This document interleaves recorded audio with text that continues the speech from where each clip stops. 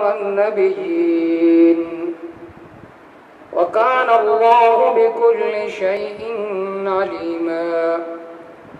قال النبي صلى الله عليه وسلم: أنا خاتم النبيين لا نبي بعدي.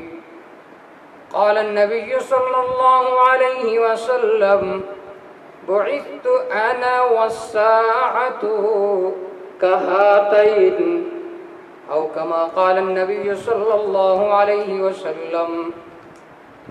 میرے سننے والوں، دیکھنے والوں، السلام علیکم ورحمۃ اللہ وبرکاتہ۔ آج میں آپ حضرات کے سامنے اس نشست میں بہت ہی اہم موضوع، بہت ہی اہم مسئلہ سامنے رکھنا چاہتا ہوں۔ وہ ہے مسئلہ ختم نبوت۔ یہ جو مسئلہ ہے یہ بہت زیادہ حساس اور بہت زیادہ اہم مسئلہ ہے۔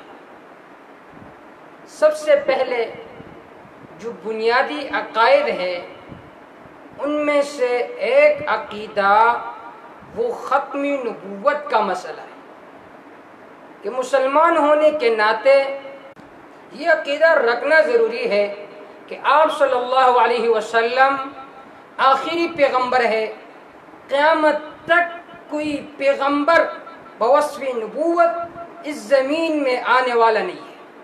یہ عقیدہ رکھنا ضروریاتی دین میں سے ہے، اس کا انکار کرنا کفر ہے۔ اور ایک عام کافر ہوتے ہیں اور ایک ہوتا ہے زندیق۔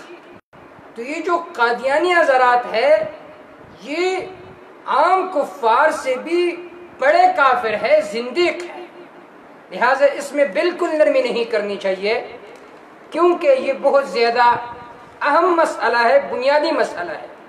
قرآن مجید میں اللہ رب العزت نے اس کا تذکرہ کیا ہے کہ آپ صلی اللہ علیہ وسلم خاتم النبیین ہے۔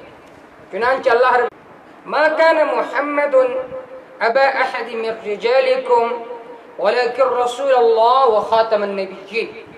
اللہ حضرت ارشاد فرماتے ہیں کہ آپ صلی اللہ علیہ وسلم تمہارے مردوں میں سے کسی کا باپ نہیں ہے، لیکن اللہ کا رسول ہے اور خاتم النبیین ہے۔ اب خاتم النبیین کا معنی کیا ہے؟ وہ اس حدیث سے خود بخود مفہوم ہو رہا ہے۔ آپ صلی اللہ علیہ وسلم نے فرمایا انا خاتم النبیین لا نبی بعدی، کہ میں تمام انبیاء علیہ السلام میں سے آخر میں ہوں، لا نبی بعدی، آخر کا معنی یہ ہے کہ میرے بعد کوئی نبی نہیں آئے گا۔ اور بخاری شریف کی روایت ہے آپ صلی اللہ علیہ وسلم نے ارشاد فرمایا بعثت انا والساعة كهاتين، کہ میں اس طرح بھیجا گیا ہوں کہ میرے درمیان اور قیامت کے درمیان جو فاصلہ ہے کہاتین، وہ ان دو انگلیوں کے طرح ہے۔ جس طرح یہ دونوں انگلی آپس میں ملی ہوئی ہے، اس میں کوئی، اسی طرح میرے بعد قیامت تک کوئی پیغمبر آنے والا نہیں ہے۔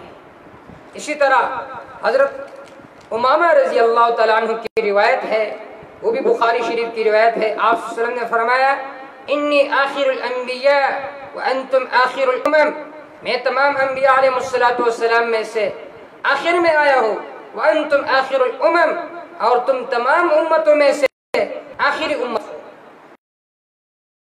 ارشاد ہے آپ نے فرمایا انی انا بشر، اے لوگو میں بشر ہوں۔ اور پھر آپ صلی اللہ علیہ وسلم نے فرمایا وانی آخر الانبیاء، میں تمام انبیاء علیہ السلام میں سے آخر میں سے۔ تو لہٰذا یہ ختم نبوت کا مسئلہ بہت زیادہ حساس مسئلہ ہے، کیونکہ یہ قرآن مجید کے صریح آیات سے اور صریح احادیث سے ثابت ہے، لہٰذا اس میں کسی طرح بھی نرمی کی گنجائش نہیں ہے۔ آپ صلی اللہ علیہ وسلم کے وفات کے بعد قیامت تک جو بھی آئے گا نبوت کا دعویٰ کر کے وہ جھوٹا ہوگا، چاہے وہ مسیلمہ کذاب تھا یا اسود عنسی تھا یا غلام احمد قادیانی ملعون تھا، جو بھی نبوت کا دعویٰ کرے گا وہ ملعون ہوگا، مرتد ہوگا، زندیق ہوگا۔